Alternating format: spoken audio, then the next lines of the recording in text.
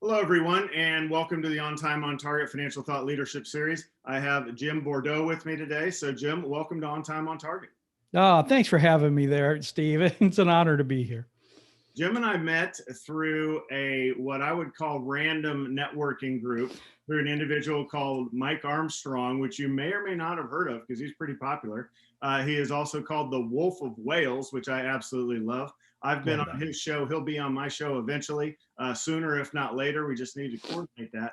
But we met in a networking group of really people from all over the world that are just looking forward to learning from others and getting better at what they do, sharing their expertise for the group, and then also sitting back as a sponge and learning what you can. And I have learned a ton from Jim on all of my fledgling projects. I have my wealth management business, which is clipping right along and kind of, maturing. And then I have all my fledgling, the podcast, the YouTube channel, the stuff that I know Jim knows 100 times what I know about this stuff. So that's how Jim and I started our relationship. So I want to have him on today for the listeners out there that are thinking of moving, the entrepreneurial group that I have that follows this of, some of the, how do you even move into stuff like this and what are some keys to success? So with that, Jim, why don't you give us a little bit about your backstory so we get to know you?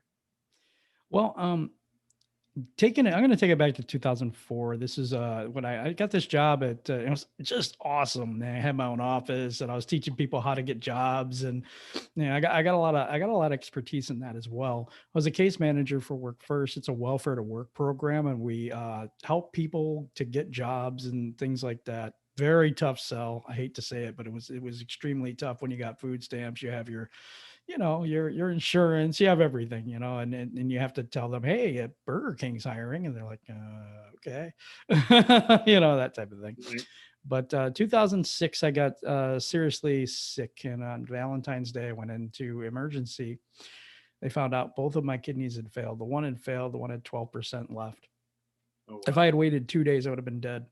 Uh, just had 5 blood transfusions when I got there. Once they figured out what was going on, life-changing event. I almost died 3 times in my lifetime. That's one of them, actually two of them during that period of time. So it was a very it's a sobering experience, and it makes you look at yourself and say, okay, what am I doing with my life? If you think you aren't going to live one more day, what's important to you?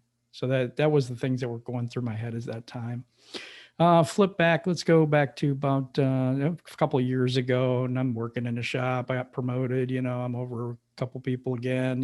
Whatever. And the car went to heck. Everything went kind of wrong in the start of 2020, and in January, I just decided, forget it. I'm just going to go do what I do and make money that way and become an entrepreneur full time. I already had a YouTube channel. I already had fingers in some fires, and I was doing some websites for people. I was making more money than I was making at work, and it didn't make any sense to be going back. So I decided to leave the workforce and go into entrepreneurship. Fast forward to today, I have a successful Detroit Lions on the Prowl YouTube channel, Entrepreneurial Truth YouTube channel. I also and that was a podcast as well. And then I have a brand new thing coming out.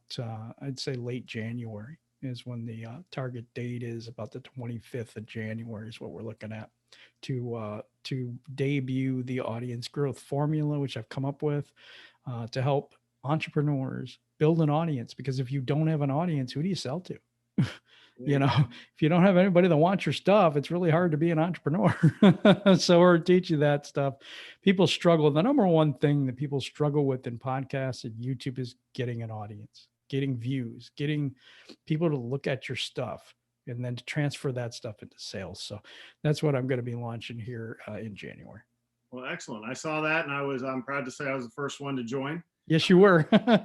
Out in right behind me, and we're anxious to see where that goes. And as a mentor of mine in this particular area, I've learned more from you than anybody else about it, the stuff you're saying. So thank you for sharing that. And we'll get more into that, the YouTube channels here in a bit. But when you started with like website design and logos, was that a passion, or were you doing it for, just start making money for a while, and then, the side hustle becomes the main hustle, or how'd that? What actually happened was a friend of mine really got burned by somebody that did a website for them, and they paid, I think, if I remember right, they said they paid, I can't remember how much the total was, but it was a lot. It was like $5,000 or something. Maybe it was more than that, but so I was like, oh, I could probably do that, so I started messing around with it and doing it and made money from one. And then I was telling another, person I know, and they're like, well, this person needs one too. And it just kind of grows from there. So I just kind of fell into it. And then I was doing logos for people and YouTube, the backgrounds and stuff, Facebook art, cover art and things like that. So, there was just little things like, do you think you could do this? And I'm like, sure. They'd reach out to me, people in my Entrepreneurial Truth group, just people I got to know and stuff like that. So that's how that all started. And it developed into, I really had a passion because I had real big success with my podcast for the Lions on the Prowl. And we had hit 127,000 downloads. I had 6,000 in one show, like 2 weeks in a row. We had like 6,000 listeners or downloads in 2 weeks. It was just 12,000 in 2 weeks. It was crazy. And so I decided to dip my toe into YouTube because I felt like video was kind of the wave of the future. And so that's where I'm at now. And I spent quite a bit of time trying to learn the algorithm and try to figure out what you do and how you do it and why you do it and those things. So spent a lot of time learning, and now I'm teaching because I'm just a little further than some people. Expert, I don't know, but I'm a little further ahead. Yeah, and that's what I say is, for all the people you have, your circle of mentors in life in different areas, is you don't need the number one in the world. You need somebody who knows, at least 10 times what you do, or 100 times in your case, to be able to move your own game forward. So I think that's a great comment there. Was it all word of mouth, or did you go through, I had my logo done through Fiverr? I did too. I had the Lions logo done through Fiverr. I really like that logo too. Yeah, I went to Fiverr as well. I spent $50 and that was it. It was, perfect. It just worked. It just worked perfect. It really did. Yeah. So yeah, that's what I started. Was yours all just kind of word of mouth for folks that you knew? Yeah.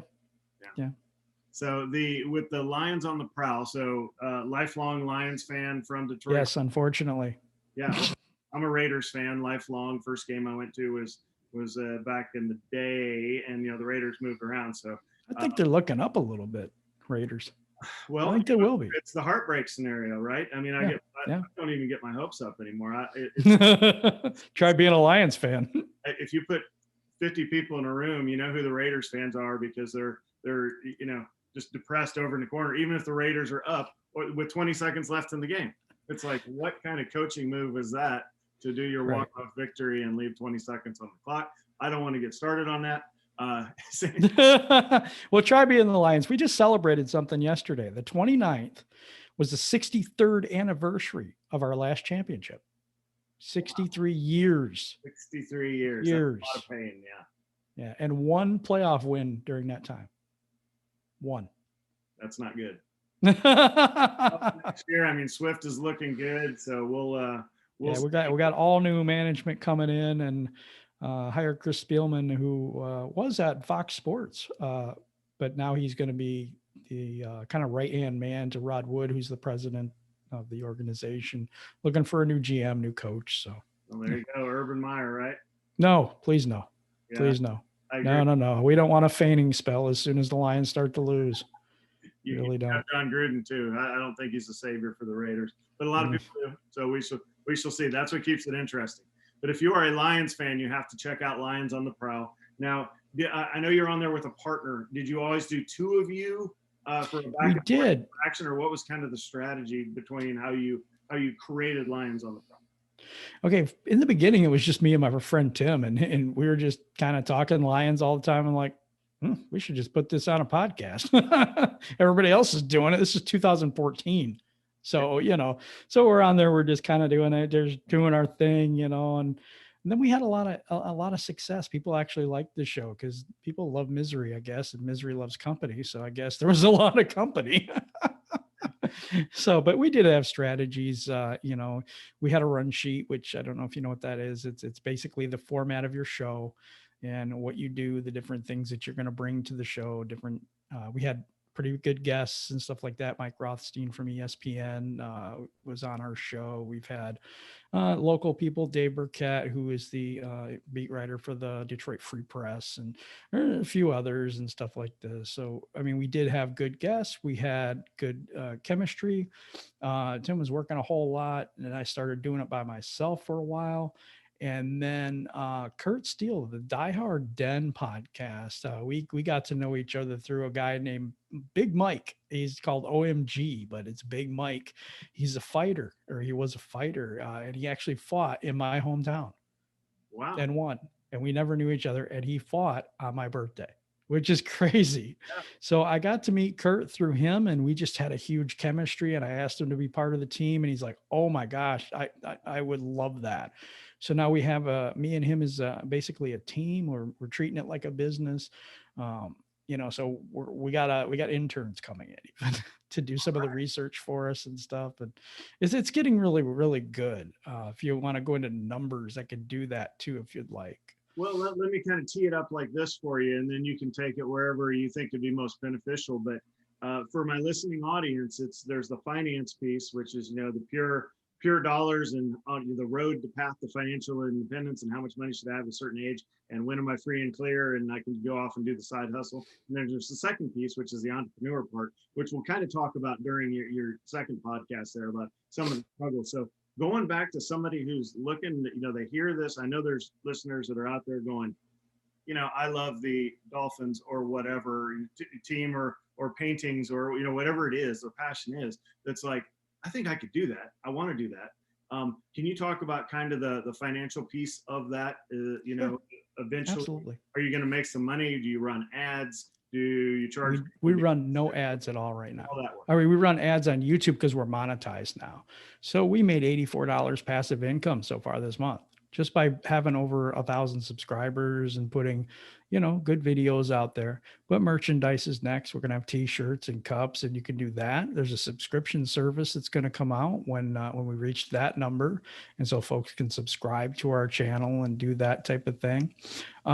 If you are, like you said, a painter or someone else who is a business who sells intellectual property, basically, I think you could really do well with this because, number one, you're making multiple streams of income. You're going to make money off your brand. You're going to make money off of your YouTube channel, and you're going to make money off of sponsorships to your show. Also, you can sell your courses, you can sell your stuff, and you can build an audience of people that want to buy from you. And that's the biggest thing, because without money involved in it, it's just a hobby. It really is.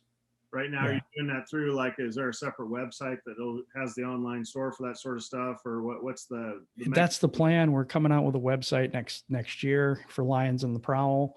So we'll have articles, we'll have the podcast there, and we'll have like bloopers and different things like that we're going to throw in there for the fans, and special times where we can sit down and have a Q&A with them, because we don't do live at all right now. The live videos, we also they have something called super chats as well, so people can throw you money that way. We had a $20 one our first time, just somebody through YouTube. Yeah, that's through YouTube as well. And then YouTube also will set up your subscription service as well later I think it's when you get 30,000 people or something like that. So that's a goal of ours as well, subscribers. Now, when you get 1,000 subscribers and I think it's like 4,000 viewing hours or something like that. Yes. Is it automatic, the monetization part? It is not. You have to go through Google AdSense and set up that account. You got to wait for like 3 weeks for them to send you a code to make sure that you're at the right address and all that. But that's later. We actually got approved in 1 day. Oh, wow. Yeah, we sent in all the information. I did the AdSense stuff. There's some hoops you got to jump through for sure. It really is. You got to make sure there's no copyright strikes against you. I don't know if you want me to go into that real quick, because that's basically music. Or I'll tell you what I know, so you can really tell me what I should know. But I know that I had some interviews where people had background music. So if it had more than 15 seconds of somebody, it said everything's fine. You don't have enough to make it worry that it did say copyright something. Is that an actual strike then? That's an actual strike. Yep. Okay. And what else do people need to know about that? Well, like you said, it's kind of common use. So you can use 15 seconds of a B-roll or something like that. NFL really cracks down on it. There's other YouTubers that crack down on it. So if you're doing like a review show or something like that, yeah, kind of be careful, that type of thing. Actually, in the review stuff, you can do a lot more. I believe I've seen people get away with a lot more doing that type of thing. But anything that's music that's not royalty free music, or not, YouTube has its own music library, Right. and you can use anything out of that, sound effects. You've really got all you need right there, to be honest. And there's services out there if you need. Another thing you can do to monetize is what's called affiliate sales. And so if your niche is kind of close to another, you can sell their stuff and get a percentage, and YouTube Buddy's one of them that I use, and I promote, and I have a affiliate code, and when someone signs up, I get paid, and things like that. So there's another way to make income off from your YouTube channel. There's a bunch of ways, actually. If you're thinking of going into entrepreneurship, I think you want to think about it through multiple streams of income, not just one, because if the well runs dry on one thing, you have other things to do. I I'm a big proponent of the 1,000 fans theory, and what that means is if you have 1,000 raving fans, you basically have made it. That's what you're trying to build. You're trying to build the audience, right? There's subscribers that are numbers, and there's subscribers that are fans. They show up all the time. They buy your stuff. They love what you do. And when you have another thing come out, they go ahead and buy it. I think of the scenario. This is your financial stuff. So let me give you the numbers real quick. You had 1,000 subscribers and you sold a course and it's only $99. How much money did you make? Sure. 99,000. Just for one offering at Right. $99. So you can see the power of duplication basically there, where you're taking, just a large audience and then selling your product and making sure you get to the number that you need percentage wise of that audience to make that money for you. Yeah, very nice. I love that stuff, and I totally believe the multiple income streams as well, and that's why I set up the podcast as a second business to my primary one. And again, I'm doing a little bit of monetizing through a subscription service. But certainly, as I continue to grow, we'll be looking more for all the followers that can't really afford wealth management services to be able to participate through a course or an offering, or just listen for free, like Mhm. all of you are now.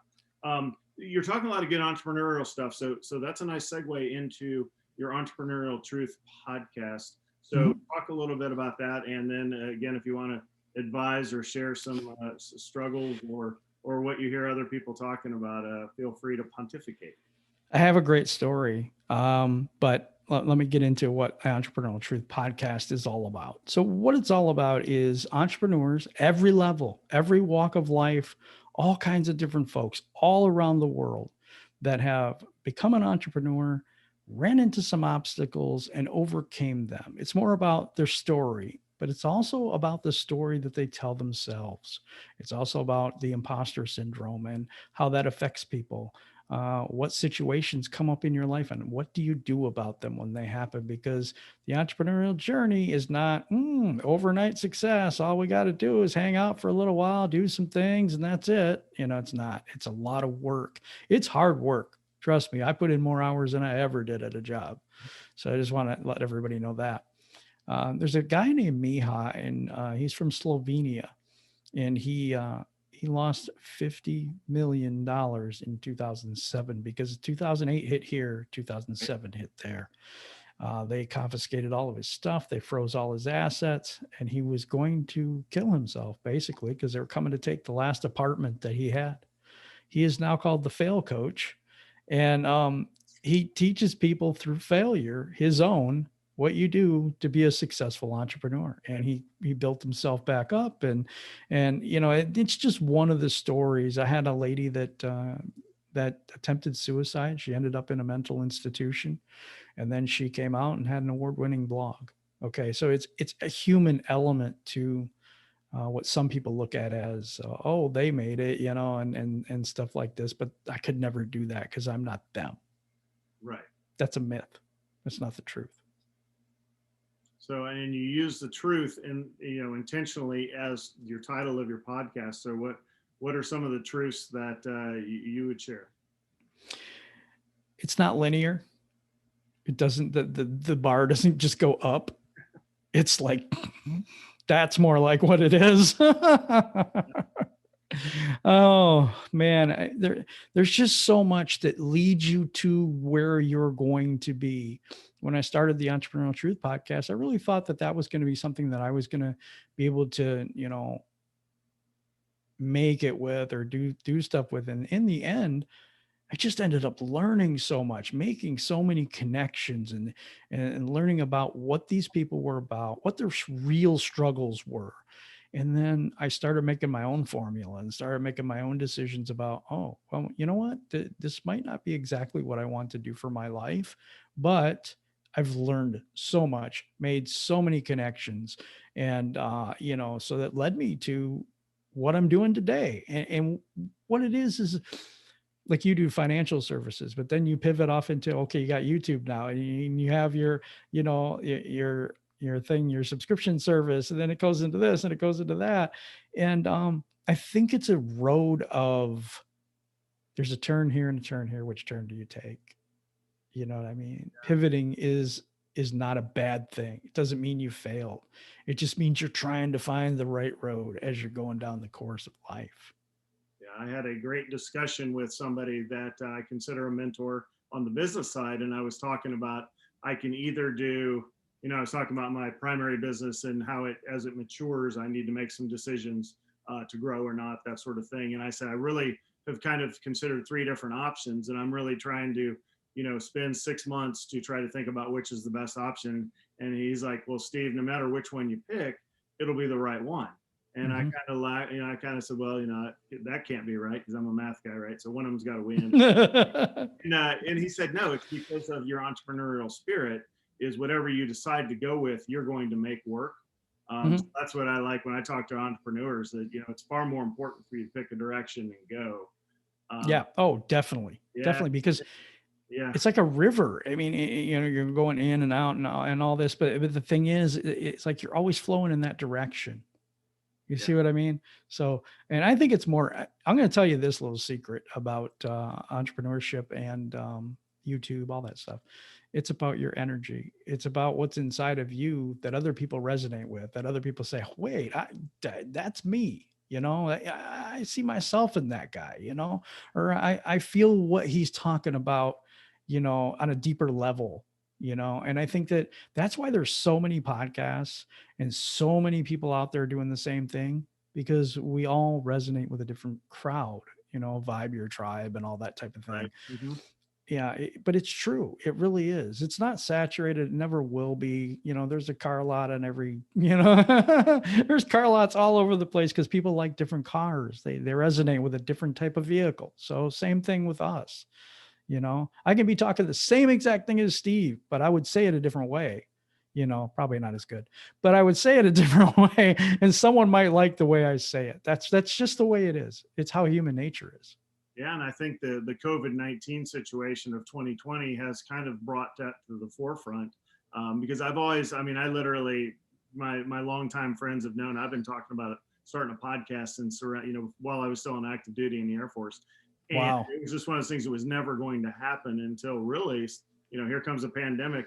And now all of a sudden there aren't client meetings. Well, they're online now, but there aren't all those things that I'm out there normally doing. And I'm at the house with a home studio, which I built out, which I'd already talked, had been talking about for a while anyway. So I kind of got around all the things that I wanted to do because of 2020. And I see so many other folks, taking to online and becoming more comfortable with being online. So yeah, I think that for, a ton of professionals out there for sure, having a presence online as well to be able to offer your expertise is a great way to supplement your primary business as well. Yes. If and brick and mortar really took a hit, this year. And the thing is we've been going online in stealth mode for quite a while. I mean, Amazon, Google, Right. big companies and rivaling Walmart as Amazon is right now. So, we're trending towards that way, but 2020 kicked us in that direction. I Yeah. mean, it just sent us hurtling more into the online space. And for entrepreneurs that were already there, I seen their businesses explode this year Yeah. because people are no longer afraid of the internet as they used to be. I'm not giving my credit card out on it. You know what I'm saying? On the internet or whatever. Now they do it all the time, grocery shopping and all kinds of different things that they're doing. They're buying Christmas presents and they don't have to get out of the house. So, we're going to become a lot of lazy people unless we have a gym in the basement. If you saw the movie Wall-E back in the back, Yes. yeah, right. Is that our future? I think it might be. Delivered to us. Well, we'll have to, as humanity, we'll have to fight against that for sure. Yeah. Yeah. Let's finish up with talking about your newest venture and a little bit about, your audience growth formula. You have the Grow Your Audience Facebook page. I know this stuff is in its kind of infancy, if you will, and you mentioned January 25th as an up and running. Tell us about that and where you see that going. This is one of the most important projects I've ever done. And because of the fact that there's so many good people with great messages, I mean, just people that are outstanding to me, yet they get 2 to 3 views per show. Nobody's seeing their stuff. They can't put it out there if no one sees it. This has been huge. My passion for this kind of goes back to the Lions thing because the inspiration for that show was a show called Lions in the Basement. There's 2 guys that basically got drunk in the basement and just was kind of complaining all the time about the Lions and swearing all the time and being upset. I had a blast with it. I loved it. I thought it was funny. I just laughed. I can't believe they said that, talking about the referees and how the Lions, they always seem to be on the short end of the stick there. So that was kind of my motivation. And then that podcast is no more, and it didn't last very long. It's because they couldn't grow an audience. Right. The main thing is people are like, hey, I don't get paid for this, so I don't have to put a lot into it. And for people that have businesses, and there's people all over the world that have just this very interesting or genius thing that they've done, but nobody sees it. And so I feel for those people, and I want good people to succeed, because I think the more good people that succeed in life, the better off the world is. I think the good people should have the money. It's just the way I feel about it. So it's like I want to put that out there so that people struggling with growing an audience, getting views and likes and all this other stuff, that's a YouTube terminology, but it can be in your podcast, it can be in your website, wherever it is, we can grow that audience, and that's what we're going to do. That's what we're going to teach in that new thing. Yeah. So the guinea pig has kind of been my lion's show. So we had we've done fairly well. We had like 500 subscribers last month, and that's like 1 month. Imagine if you did that 2 months in a row, you'd already be at your 1,000. Right. I'm trying to work on a program where you get to 1,000 subscribers in 90 days. I want to get it to 30 days, but that's ambitious. That's ambitious, but I would really love to work that out. But I am working on that 90-day program, and we're going to start some people off in that and beta test it and get it going. So that's coming. So we did really good numbers. Like we had 40,000 views last month. I mean, just in a month, and the 4,000 watch hours, we did that last month. Oh, nice. Just in 1 month. So it's not hard to do, but it takes time to get the ball rolling. And some people aren't patient enough for it to go. It doesn't look like it's doing anything for a while. And all of a sudden, okay, I'm getting more of this and I'm getting more of that. And I'm doing better here. Now I'm at 100. Now I'm at 200 views. Now I'm at 500 views. And then it starts to snowball into something else.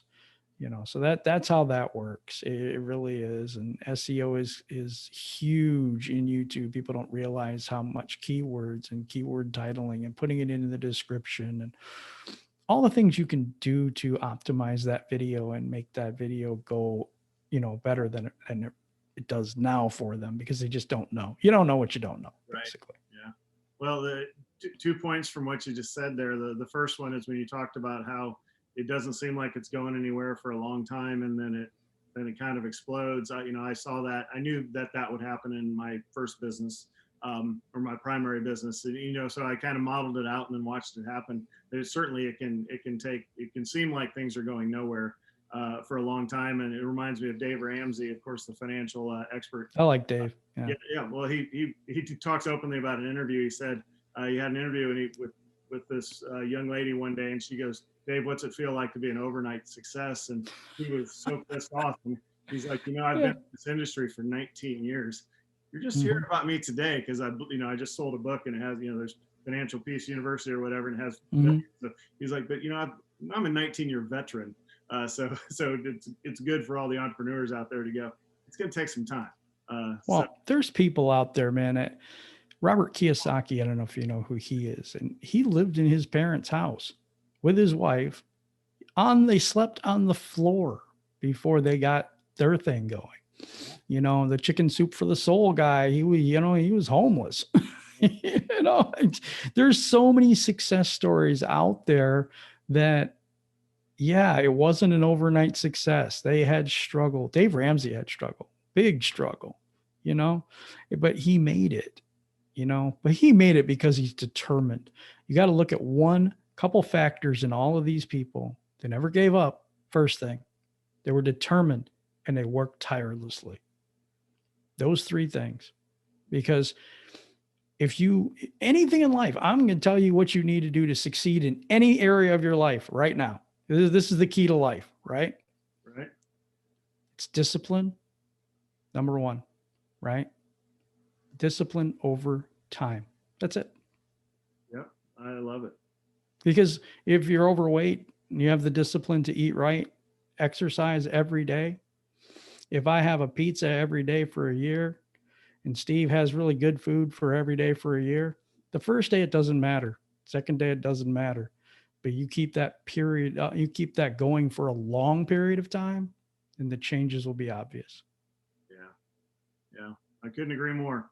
So if you're out there listening in and you want to, you hear what Jim's saying, you hear about his passion for entrepreneurship and helping people grow their audience, go to Facebook right now and grow your audience. Is again the Facebook page that you're targeting. I'll have it in the show notes if you want to reference it that way as well as other Jim's other YouTube channel. But I will say, you can tell from listening to him, and I knew this from day one, the passion is there.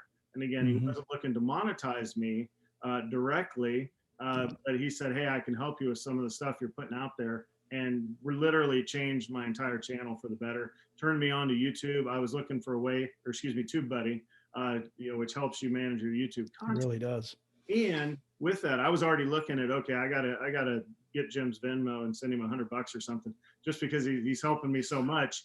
That he probably doesn't even, think twice about it. But I was always like, okay, yeah, I got to give him something. And then to find out he had a code I could use, so when I signed up for TubeBuddy, that's where he gets paid from that. So yes, I did. Thank you very much. There'll be a way for you to contact Jim in show notes if you want to sign up for TubeBuddy. He'll be your guy to help you walk through that, and of course he receives a small compensation for that, as he should, because it'll be a game changer for your channel.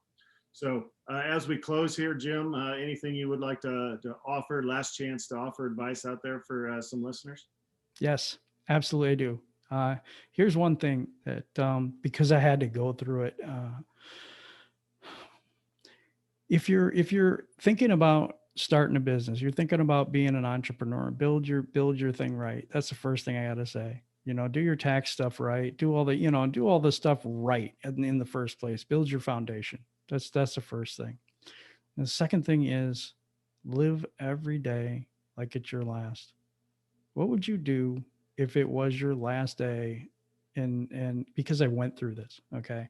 And so we do talk about money a lot, but is that the most important thing in life? It isn't. It's the relationships, it's the people, it's your family and things like that. Do not, I'm just telling you this, don't sacrifice your family for your business. Because at the end of the day, when you're on that in the hospital bed and it doesn't look good, you're not thinking about money. You're not thinking about going to work the next day. you're thinking about spending more time with the people you love. So spend that time now. Learn how to budget your time. It is the most important thing that you can do as an entrepreneur. I'll leave you with that. All right. Well, Jim, those are great words of advice for everyone, no matter what stage of life they're in, because you just never know. And Jim, thank you so much for your time, for taking the time to come on to today's show and offer your wisdom. I wish you the best of luck in all your ventures out there. I'm plugged into 2 of the 3. I haven't checked out the Entrepreneurial podcast, but it sounds like that needs to go on my list as well. So that's all we have for today's show. Thanks again, Jim, for being on. If any listeners out there, if you have any questions or comments, go ahead and I'll put all Jim's information in the show notes as well. And thanks again for joining me. And here's to you fighting the good fight every day to be on time, on target with your financial goals. Bye.